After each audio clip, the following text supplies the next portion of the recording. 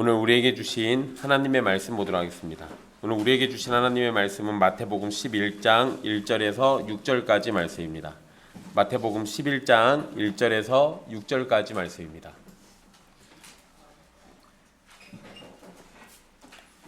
귀하신 하나님의 말씀 받들어서 읽도록 하겠습니다. 예수께서 12제자에게 명하기를 마치시고 이에 그들의 여러 동네에서 가르치시며 전도하시려고 거기를 떠나 가시니라. 요한이 옥에서 그리스도께서 하신 일을 듣고 제자들을 보내어 예수께 여짜오되 오실 그이가 당신이 오니이까 우리가 다른 일을 기다리오리이까. 예수께서 대답하여 이르시되 너희가 가서 듣고 보는 것을 요한에게 알리되 맹인이 보며 못 걷는 사람이 걸으며 나병 환자가 깨끗함을 받으며 못 듣는 자가 들으며 죽은 자가 살아나며 가난한 자에게 복음이 전파된다 하라. 누구든지 나로 말미암아 실족하지 아니하는 자는 복이 있도다 하시니라. 아멘. 이 말씀은 살아계신 하나님의 말씀입니다. 지난 시간까지 예수님께서 마태복음 말씀해 주신 마태복음 10장의 내용들을 함께 살펴봤습니다. 예수님께서 제자들을 부르시고 그들을 사도로 세우셔서 복음을 전파하게 하셨습니다. 그리고 그들이 복음을 전할 때 고난과 핍박을 받게 될 것이니 때로는 뱀과 같이 지혜롭고 동시에 비둘기같이 순결해야 함을 가르쳐 주셨습니다. 우리는 복음의 삶을 살아가는 중에 가족으로부터 미움을 받기도 하고 가족의 손에 이끌려 죽음의 자리로 끌려갈 수도 있음을 예수님께서 말씀하셨습니다. 하지만 그런 악한 세상 속에서도 여러분이 전하는 복음을 통해서 구원받기에 합당한 사람은 하나님으로부터 상을 받게 될 것이고 결국은 구원의 은혜를 여러분과 함께 누리게 될 것을 예수님께서 우리에게 가르쳐 주셨습니다. 오늘 말씀은 세례 요한의 제자들이 찾아와서 질문하는 내용을 다루는 말씀입니다. 먼저 1절을 보시면 예수님은 제자들을 가르치신 일을 마무리하시고 다른 동네로 떠나셨습니다. 그리고 그곳에서도 가르치시고 전도하시는 일을 계속하셨습니다.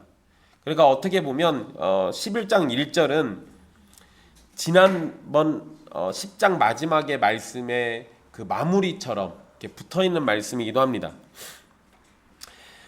그냥 흥미롭게도 예수님이 제자들을 선교 파송 보내시는 내용을 마태복음 10장에서 다루고 계시지만 정작 파송 보내는 장면은 마태복음에서는 생략되어 있습니다.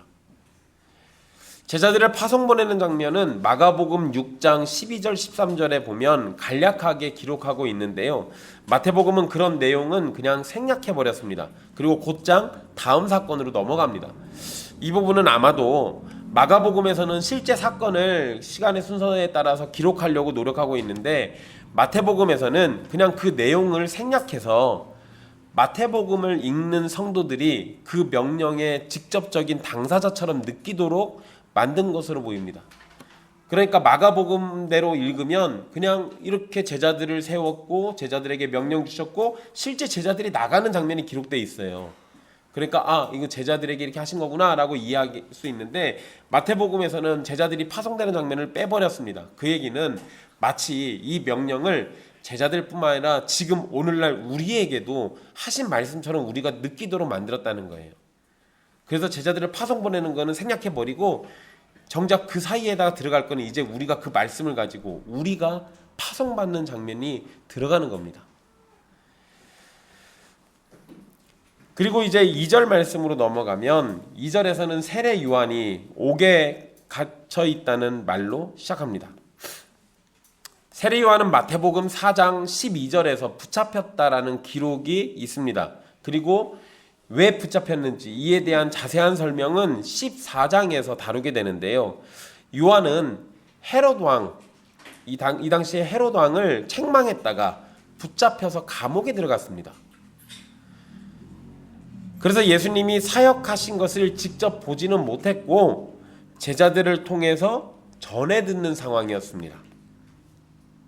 여기에서 마태는 2절의 표현에 요한이 옥에서 그리스도께서 하신 일 이것을 들었다라고 기록합니다.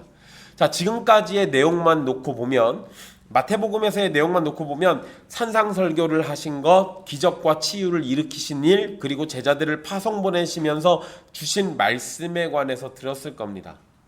물론 또 중간에 세리와 죄인들과 함께 식사를 나누는 장면이라든지 또 문둥병자를 고친다거나 이런 치유의 사건들, 세밀하게 그런 사건들이 있었죠.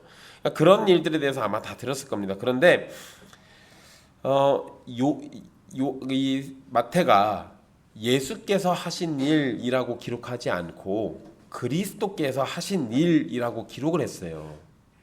이건 굉장히 중요한 진술입니다.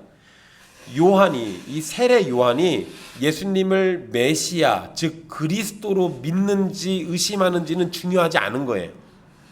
마태에게 있어서 예수님은 약속된 메시아이기 때문에 그리스도께서 하신 일이라고 분명하게 표현하고 있는 겁니다. 물론 마태는 이 일을 나중에 기록해요. 그러니까 훗날 기록한 건데 마태는 이때를 회상하면서 이 당시 기준으로 놓고 본다면 그냥 세례 요한은 예수라는 사람, 자기가 세례 줬던 그 사람이 하는 일을 들은 거예요. 그런데 마태는 그거를 평가할 때 그리스도께서 하신 일이라고 평가를 해버린 거예요. 그러니까 세례 요한이 어떻게 생각하든지 말든지 중요하지 않은 겁니다. 마태에게 있어서 이분은 확실히 그리스도예요. 예수님께서 지금까지 보이신 일을 통해서 예수님이 확실히 그리스도라는 사실을 알 수 있습니다. 그래서 마태는 복음서를 읽는 독자들에게 예수님의 정체가 그리스도라는 사실을 분명하게 밝히고 있는 거예요. 자, 요한은 제자들을 보내서 예수님께 질문을 합니다. 오실 그이가 당신이오니이까? 우리가 다른 일을 기다리오리이까? 요한이 지금 뭐 한 거예요? 의심했어요. 변명의 여지가 없습니다. 요한의 말은 그 자체로 의심하고 있는 것이 분명합니다. 그래서 근데 여러분 좀 이상하지 않아요? 갑자기 요한이 여기서 예수님을 의심하니까? 왜냐하면 마태복음만 놓고 보면 세례 요한은 마태복음 3장 11절에서 내 뒤에 오시는 이라고 말하면서 약속된 메시아를 언급했습니다. 그러니까 내 뒤에 약속된 메시아가 올 거야 라고 이렇게 얘기를 했어요. 그리고 마태복음 3장 13절에서 17절 사건에서 분명히 예수님이 바로 자신이 말했던 내 뒤에 오시는 바로 그분이라는 사실을 분명하게 확인했습니다. 그러면 위대한 선지자인 세례 요한이 분명히 예수님이 메시아 곧 그리스도라는 걸 확인했다면 어떤 일이 있어도 예수님이 그리스도이신 것을 의심하면 안 되잖아요. 갑자기 의심하니까 우리 많이 힘들어져요. 아니 선지자가 왜 갑자기? 이건 마치 목사인 제가 설교하다가 뜬금없이 근데 정말 하나님 살아 계실까요? 갑자기 제가 이러면 여러분들 뭔 생각 들 거예요? 예수님이 진짜 2000년 전에 십자가를 지신 게 맞을까요? 사람들이 그러던데 예수님이 로마 병사와 마리아의 사생아라고? 혹시 그러지 않을까요? 제가 갑자기 설교 시간에 이런다고 생각해 보세요. 여러분들 얼마나 혼란스럽겠습니까? 근데 진짜로 세례 요한이 의심을 해요.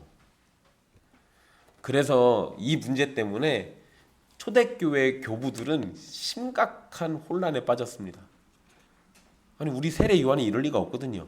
그래서 교부들이 내린 답은 이거였어요. 요한의 이 질문은 요한 자신을 위한 것이 아니라 요한의 제자들이 의심하니까 그들을 위해서 던진 질문이다. 이렇게 해석을 했습니다. 그리고 한동안 이렇게 오랫동안 해석해 왔어요. 이런 해석도 가능한 것은요. 마태복음 9장 14절에서 17절에 여러분 금식과 관련된 사건이 기록되어 있습니다. 그때 요한의 제자들이 질문을 하죠. 우리는 금식하는데 왜 너희는 금식 안 해? 하면서 이런 거 질문하잖아요. 예수님의 제자들에게. 그러니까 요한의 제자들은 요한의 말을 듣고 예수님이 메시아라는 사실을 알았지만 예수님이 하시는 행동을 보니까 그것이 사실이 아닌 것만 같다라는 의심을 했을지도 모릅니다. 그래서 세례 요한이 그러한 의심을 해결해 주려고 제자들을 직접 예수님께 보내서 질문하도록 만들었을 것이라고 생각하는 거예요. 얼추 그럴 것 같죠?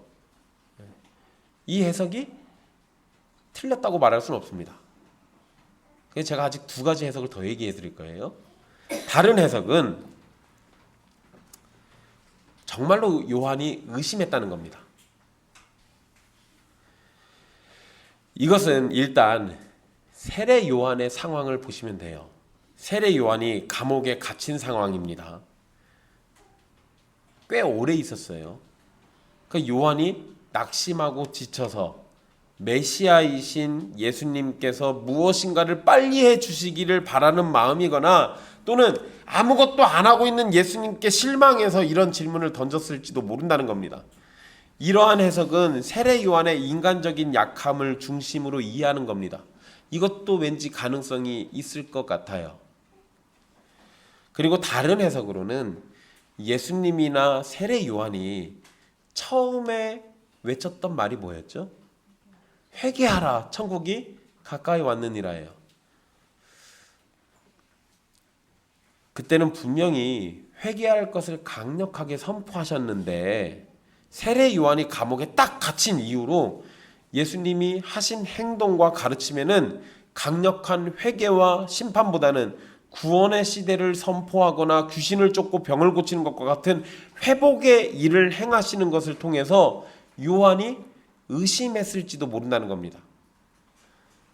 그러니까 두 번째에서 요한이 의심했다라고 하는 것은 요한의 마음이 무너져 내리고 약해진 상태에서 의심한 거고요. 지금 세 번째 얘기해 드리는 것은 정황상 회개를 얘기하셔야 할 것 같은 예수님이 회개를 얘기 안 하시니까 의심이 된다는 거예요.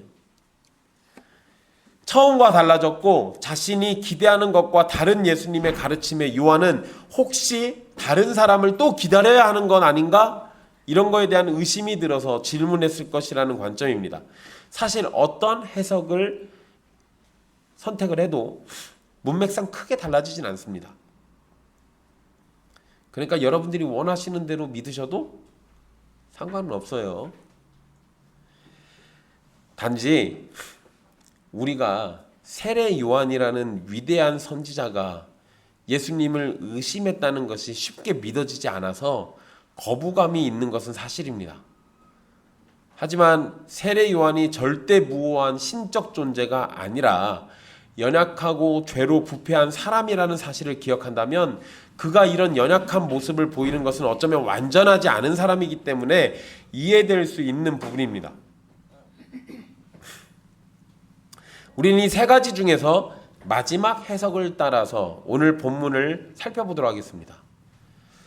예수님은 요한의 제자들에게 너희가 가서 듣고 보는 것을 요한에게 알리라 라고 대답하셨어요. 예수님은 자신이 기다려오던 그 존재라는 사실을 자세하게 설명해 주시지 않았습니다. 사실 질문이 그러잖아요. 요한의 질문을 생각해 보면 요한은 예수님께서 자신이 메시아이신지 아닌지를 분명하게 설명해 주기를 바라고 있는 거예요.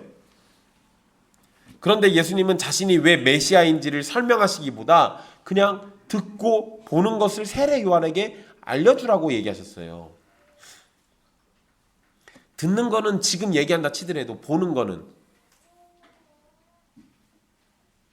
그냥 예수님이 하시는 행동이잖아요. 그리고 이전에 봤던 것들, 그냥 그런 것들을 전해주는 것으로 끝내라는 겁니다. 여러분, 이것은 단순히 메시아로서 하신 말씀과 행동으로 이미 충분하다라는 것을 의미합니다. 그러니까 어떻게 더 쉽게 말씀드리면 아니 이미 충분한데 뭘 더 보여줘? 약간 이런 느낌도 있는 거예요. 예수님이 구약 성경을 인용하시면서 왜 자신이 메시아이신지를 설명하실 필요는 딱히 없습니다. 그저 메시아 직분에 대한 증거로 구약에 예언된 말씀들이 어떻게 예수님에게서 성취되었는지를 보여주는 것이 더 확실했던 겁니다. 예수님은 지금까지 자신이 한 사역에 대해서 그래도 아주 짧게 언급을 하십니다. 그러니까 그냥 돌려보내시진 않았어요. 적어도 세례 요한이 알아챌 정도로 말씀을 주시긴 했어요. 맹인이 보는 것, 못 걷는 사람이 걷는 것, 나병 환자가 깨끗함을 받는 것, 못 듣는 자가 듣는 것, 죽은 사람이 살아나는 것, 가난한 자에게 복음이 전파되는 것. 자, 예수님이 하신 말씀은 지금까지 하신 사역의 내용이집니다. 지금까지 하신 사역의 내용들인데 동시에 메시아 시대가 오면 나타날 일들에 관한 이사야의 예언과도 연결되는 겁니다. 이와 관련된 말씀은 이사야 26장 19절, 29장 18절, 35장 5절 6절, 42장 18절, 61장 1절에서 찾아볼 수 있습니다. 자, 이사야가 한 예언의 말씀이 예수님 안에서 성취되었고 성취되고 있다는 사실을 예수님은 요한의 제자들에게 말씀하신 거예요. 그리고 우리가 주의 깊게 볼 것은 예수님의 사역이 처음에 외치셨던 회개의 선포를 완전히 무시하고 계신 것이 아니라는 겁니다. 그러한 점을 우리가 이사야의 말씀을 통해서 이해할 수 있어요. 제가 두 군데의 말씀을 골라가지고 설명해 드리도록 할게요. 일단 이사야 35장 5절 6절입니다. 이 말씀에서 보면 맹인의 눈이 밝을 것과 못 듣는 사람의 귀가 열릴 것, 못 걷는 사람이 사슴같이 뛸 것, 말 못하는 자가 노래할 것을 예언합니다. 이 예언들은 지금 예수님이 언급하신 우리 오늘 본문의 말씀과도 연결돼요. 그런데 이사야 35장 4절, 그러니까 이 5절 6절에서 이 예언의 말씀들을 하시기 바로 직전에 하셨던 4절 말씀에는 하나님의 심판에 관한 말씀이 기록되어 있었습니다. 그러니까 하나님의 심판이 선포됐는데 동시에 뭐도 있어요?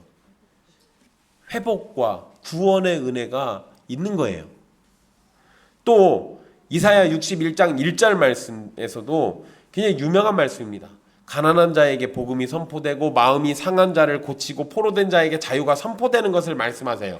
그런데 2절에서는 뭔 얘기를 하냐면 하나님의 보복의 날을 언급합니다. 그러면서 뭐가 있을 걸 얘기하신 거예요? 하나님의 심판이 있을 걸 얘기하신 거예요. 이런 말씀을 종합해 보면 메시아가 오게 되었을 때는 치유와 회복 그리고 복음이 나타나고 선포되는 겁니다. 그런데 동시에 뭐도 나타난다는 거예요? 하나님의 심판도 나타난다는 거예요. 예수님이 오셨을 때 그냥 구원만 얘기하시는 게 아니에요. 심판도 얘기해야 돼요. 또 예수님이 오셨을 때 회개하라는 얘기만 하는 게 중요한 게 아니에요. 그거가 동시에 회복과 구원의 은혜도 얘기해 주셔야 하는 거예요. 그런데 단지 문맥의 배경들을 보면 하나님의 심판은 잠시 뒤로 미뤄지는 것뿐입니다. 그러면은 뭐가 더 강조될 수밖에 없어요? 구원과 회복이 더 강조될 수밖에 없는 겁니다. 이해가 되시겠죠? 그러니까 지금 예수님이 짧게 얘기하고 자신이 한 일에 대해서 얘기했지만 저 말씀과 연관되어 있는 이사야 말씀들을 찾아보면 우리가 왜 저런 얘기를 하셨는지를 이해할 수 있다는 거예요. 예수님은 회개하라 천국에 가까이 왔다라는 말씀을 외면하고 있는 게 아니에요. 그 말씀과 함께 구원과 회복의 말씀도 동시에 나타나야 하는 거고, 그리고 하나님의 심판은 구원과 회복을 위해서 택한 자들을 찾아내시기 위해서 잠깐 뒤로 미뤄지는 겁니다. 그러니 예수님께서 참된 메시아이시기 때문에 그가 오셔서 치유와 회복과 복음이 선포되고 실행된 것이고 그 사이에 하나님의 심판은 잠깐 뒤로 미뤄진 겁니다. 하지만 반드시 하나님의 심판은 오게 되는 겁니다.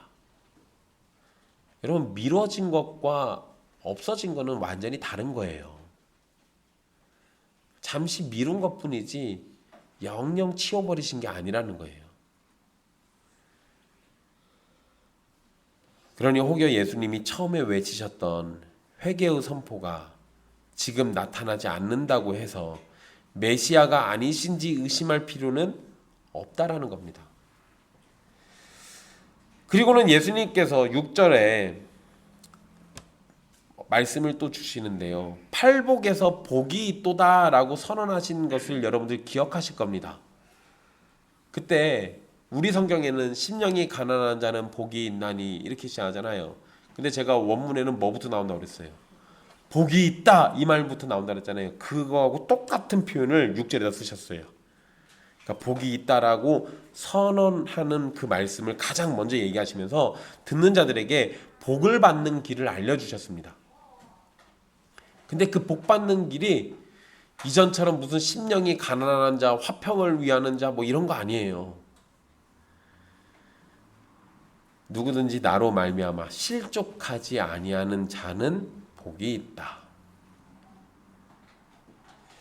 예수님은 실족하지 않는 사람이 복이 있다라고 얘기하셨습니다. 여기에 실족하다라고 번역된 단어는 그냥 걸려 넘어지다 이런 의미가 기본적인 겁니다. 그런데 이 표현은 거부의 의미도 있어요. 그리고 믿음을 떠나는 것을 의미하기도 합니다. 지금 이 문맥에서는 뭘 의미하는 것 같아요? 믿음이 흔들려서 믿음을 떠나는 것 같은 그 얘기하잖아요. 예수님은 자신에 관해 결단하고 믿음을 굳게 지킬 것을 요구하시는 겁니다. 만약 믿음을 지키지 못하고 떠나는 자는 하나님의 복이 없는 겁니다. 줬다가 뺏은 게 아니라 없는 거였어요. 반대로 예수님을 믿고 결단하며 끝까지 따르는 사람에게는 하나님의 복이 주어집니다. 마지막 날에 가서 주어질까요? 아니요. 그 믿음이 시작되는 그때부터 복이 주어지는 겁니다. 물론 우리가 우리의 힘으로 예수님을 믿기로 결단하고 끝까지 순종할 수 없습니다. 그래서 예수님이 선포하신 하나님이 주시는 복을 받기를 원하는 사람은 끝까지 믿음을 지키고 순종할 수 있기를 기도하며 성령님의 도우심을 바라야 하는 겁니다. 6절에서 예수님이 세례 요한의 제자들에게 주신 말씀은 그들의 생각이나 소망과 달리 예수님이 행동하시고 말씀하신다고 해서 예수님을 믿기를 포기하거나 낙심하지 말라는 겁니다. 자신들이 원하는 바, 자신들이 그렇게 했으면 하는 그런 행동들 그대로 안 한다고 낙심하지 말고 예수님이 보여주시는 것 그대로 믿으라는 거예요.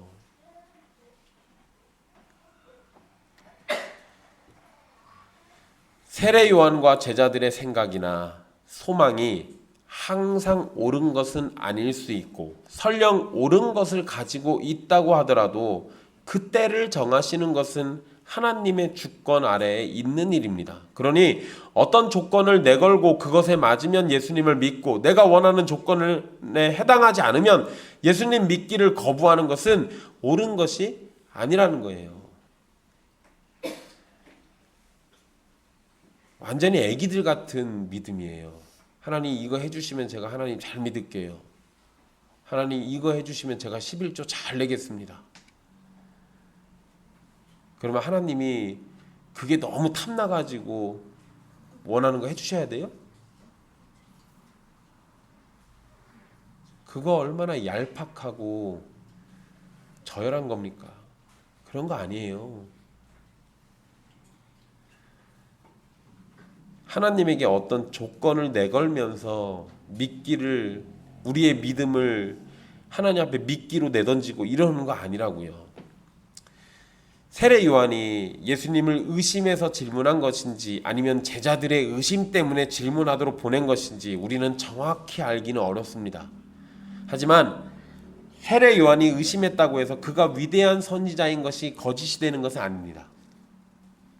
오히려 의심이 들 때 세례 요한은 어떻게 행동한 거예요? 예수님께 제자들을 보냈어요. 자기가 감옥에 갇히지 않았다면 의심이 들 때 아마 본인이 직접 찾아갔을 겁니다.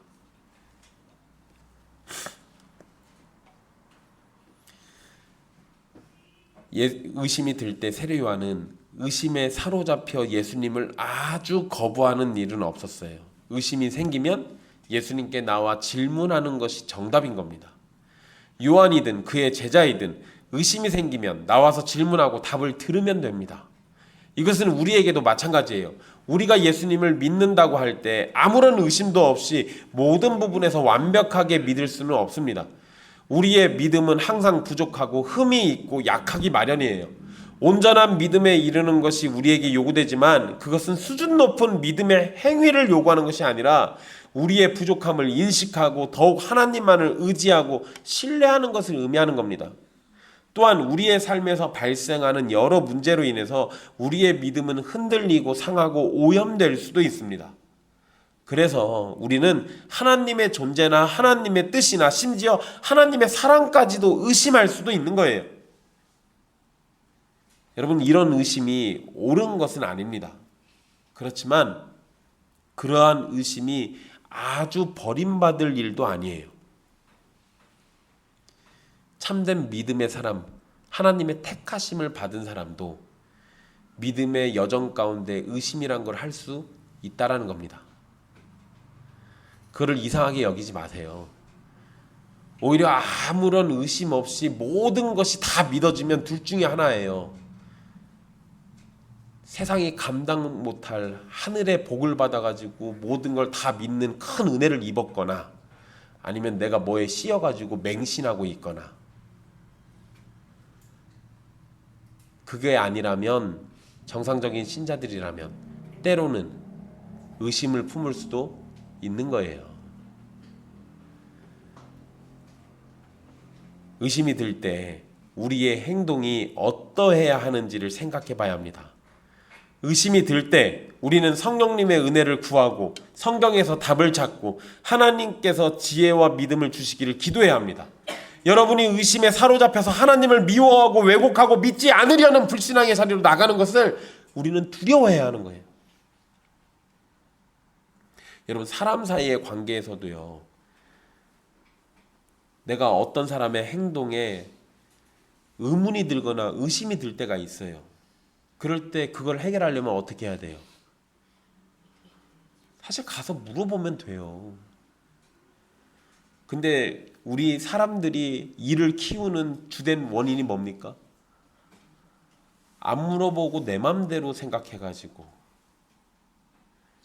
그래서 사람 사이의 관계를 무너뜨리고 사랑의 관계를 깨뜨리고 신뢰의 관계를 무너뜨리고 이런단 말이에요. 가서 물어보면 아주 간단하게 해결될 것을 안 물어보고 내 기준에서 내가 갖고 있는 선입견 안에서 내 맘대로 판단했다가 사고 치잖아요. 그런 일은 벌어지면 안 돼요. 사람의 관계 속에서도 그런데 우리가 하나님을 대할 때는 어떠해야겠습니까? 의심이 들면 기도하는 거예요. 내 맘대로 판단하고 내 맘대로 분석하고 내 맘대로 하나님 원망하고 이러는 게 아니라, 하나님의 사랑은 추호도 변함이 없으니까 그것을 끝까지 믿고 기도하는 겁니다. 여러분, 다윗이 밧세바와 간음 저질러서 아이를 하나 낳아요. 그리고 그 아이가 곧 죽을 병에 걸려서 죽습니다. 근데 죽기 직전까지 다윗이 뭐 했어요? 기도했어요. 혹시나 하나님이 낫게 해주실까 해서. 근데 애가 어떻게 됩니까? 죽어요. 다윗이 금식하면서 그렇게 열심히 기도했는데 애가 죽어요. 다윗이, 아니 하나님, 당신은 나를 안 사랑하시는군요. 내가 금식하면서 이렇게 기도했는데, 철저하게 기도했는데 나의 기도를 외면하시는군요. 주님은 나를 안 사랑하시는군요. 이렇게 하면서 하나님 원망했습니까? 아니요. 그냥 자리 털고 일어나서 아무 일도 없다는 듯이 밥 챙겨 먹었어요. 왜 그랬냐면 그 앞전에는 하나님께서 긍휼을 베풀어 주시기를 바랬다가 그것이 하나님의 뜻이 아니라는 걸 아니까 더 이상 아무런 미련도 갖지 않고 그냥 하나님의 뜻에 순종한 겁니다. 그런 모습이 우리한테 필요한 거예요. 하나님이 다윗을 미워하셔서 아이를 그냥 죽도록 두신 게 아니에요. 사랑하시니까 그 사랑 안에서 때로는 아이가 죽을 수도 있고 아이가 병에 나을 수도 있고 또 다른 위험이 찾아올 수도 있고 또 다른 위협이 해결될 수도 있는 거예요. 하나님의 사랑 안에서는 무슨 일이든 다 벌어질 수 있습니다.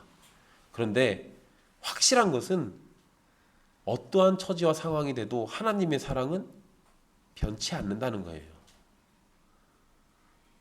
그것은 절대 의심하지 마십시오.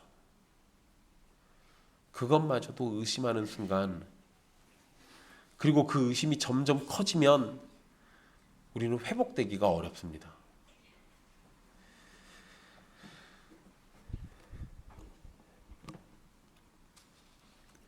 예수님께 질문하고 성경에서 답을 찾으려고 할 때 우리는 기대를 버리고 하나님의 뜻을 마주해야 하는 겁니다.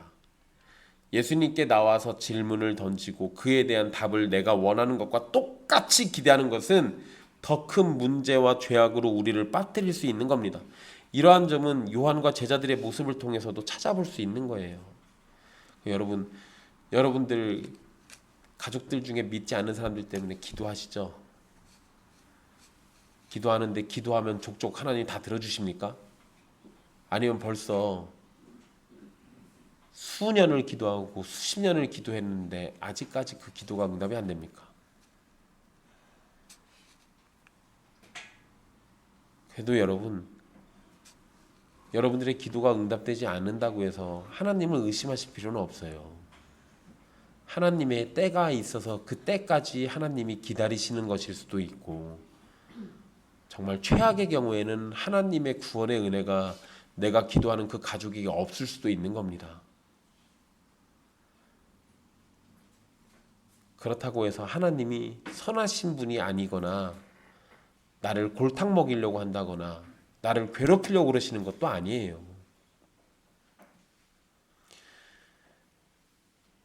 내가 기도할 때 당연히 내 가족들이 구원받기를 기대하면서 기도하죠. 근데 내 기대와 달리 하나님이 기도를 응답 안 해주실 수도 있어요. 그것 때문에 원망하는 거는 하나님의 원래 계획에 있지도 않은 거를 내가 욕망하고 있는 거잖아요. 그러면 그럴 때 우리에게 필요한 건 다윗과 같은 자세예요. 기도했는데 아니면 털고 일어나는 겁니다. 그리고 다른 일을 위해서 또 기도하면 돼요. 그러다가 내 기도가 응답될 때 하나님의 뜻에 부합한 기도를 해서 하나님께 은혜 입은 것을 감사하고 즐거워하면 되는 겁니다.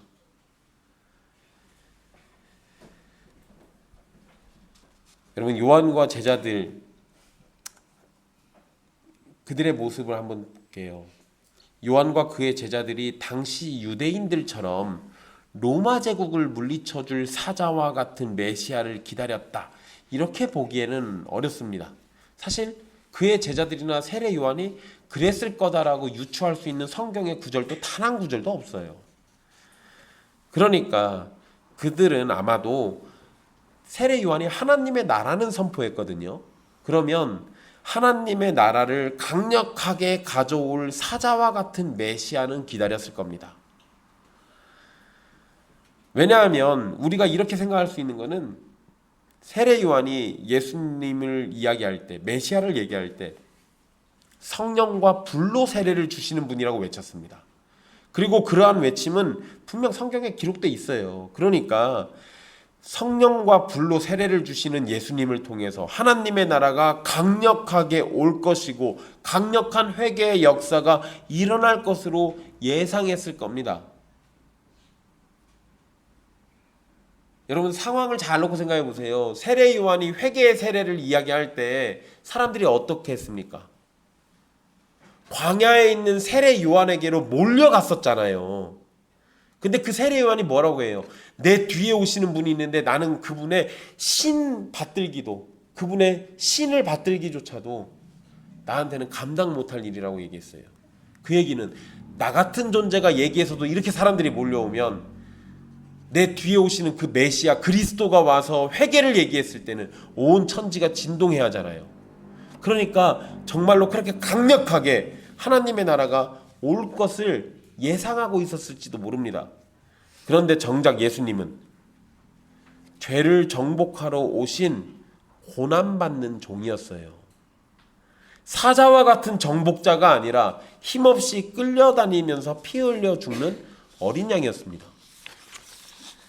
강렬한 회개의 외침으로 하나님의 나라를 성취하시는 분이 아니라 자신의 사랑과 고난과 희생과 자신의 죽음으로 하나님의 나라를 세워가는 분이에요. 세례 요한과 그의 제자들은 예수님이 강력한 능력으로 죄인들을 꾸짖고 회개의 역사가 일어나기를 기대했지만 정작 예수님은 병든 자들을 찾아다니면서 고치셨어요. 병든 자는 이 당시에 뭐라고 그랬습니까? 죄 때문에 병든 거라고 그랬잖아요. 그러니까 세례 요한의 기준에서는 아니 그거 다 죄인들인데 라고 생각하기가 쉬워요. 또 그거는 아니라고 치더라도요, 예수님이 세례 요한과 그의 제자들을 깜짝 놀라게 만든 일이 있죠. 아니 어떻게 세리를 자기의 제자로 삼아? 거기에다가 그 세리의 친구들과 함께 그 죄인들과 함께 식탁 자리에서 같이 식사까지 하잖아요. 아니 죄인들에게는 강력한 심판 내리고 회개하는 자들에게 은혜의 구원을 내리시는 모습을 보여주셔야 하는데 예수님은 은혜와 구원의 모습만 보여주고 계세요. 죄인들을 향해서 회개 얘기를 안 하시는 거예요. 그러면 세례 요한이 광야에서 외쳤던 것과는 완전히 다른 모습인 거잖아요. 악인들에 대한 즉각적인 심판은 보이질 않으니 세례 요한과 그의 제자들은 그런 예수님의 모습으로 인해서 실망했을지도 모릅니다. 그렇다고 예수님이 잘못하신 것은 분명 아니에요. 오히려 세례 요한과 그의 제자들은 자신들의 생각을 버리고 구약 성경의 증거와 예수 그리스도를 통해 나타나는 메시아적 현상을 그대로 받아들이는 것이 필요할 뿐입니다. 내가 원하는 것만을 찾아내는 것이 아니라 주님이 보여주시는 것으로 만족하며 믿는 것이 필요한 거예요. 게다가 여러분 생각해 보세요. 예수님의 십자가 사건이 일어나기 전까지 누가 하나님의 아들이 사람들 구원하러 와서 십자가에 달려 죽을 거라고 누가 생각했겠습니까? 아무도 그런 생각 못했다고요. 그런데 예수님이 구원하시는 방식이 뭐였어요? 악인들을 천군 천사들 데려다가 싹 다 쓸어버리는 게 아니라 자기가 그 악인들을 위해서 죽으셨잖아요. 그럴 거라고 누가 예상했겠습니까?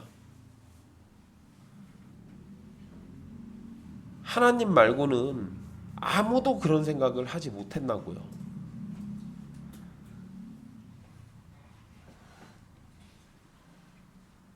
이러한 모습은 우리에게도 마찬가지예요. 내가 원하는 그리스도가 아니라 그리스도께서 원하시는 내가 되어야 합니다. 예수님을 나의 형상대로 따라 살도록 하는 것이 아니라 우리가 예수님의 형상대로 따라 살아가는 것이 필요한 겁니다. 신학교에서 졸업식 날 꼭 부르는 찬송가가 있어요. 한번 불러드린 적이 있습니다. 아골골짝 빈들에도 복음 들고 가오리다. 다들 막 눈물을 흘리면서 그 찬송가 부릅니다. 불타오르는 심정으로 그거 부르면서 나도 꼭 그래야지 그럽니다. 정작 사역의 자리에 나가면 아골골짝이 혹시 자기한테 올까 봐 깜짝 놀라서 다 피합니다. 아골골짝 말고 분당, 성남, 강남이 나에게 오기를 바라죠.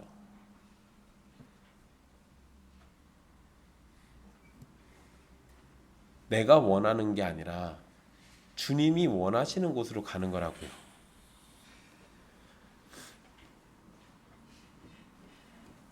나의 삶에 기쁨을 주는 그리스도를 만들어내지 말고 그리스도의 기쁨이 되는 우리의 삶을 만들어내야 하는 겁니다. 나를 위한 하나님이 아니라 하나님을 위한 내가 되어야 돼요. 하나님을 나의 도깨비 방망이 또는 자판기로 만들지 말고 내가 하나님을 위한 도구가 되고 하나님을 위한 밑거름이 되어야 하는 거예요. 우리가 예수님으로 인해서 실족하는 것은 예수님에게 문제가 있는 것이 아닙니다. 오히려 예수님을 바라보는 우리의 눈과 마음과 우리의 욕망에 문제가 있는 거예요. 예수님을 내 입장에서 이해하고 내가 원하는 것을 위한 존재로 만들게 되면 그것이 무엇이든 반드시 실족하게 되는 겁니다.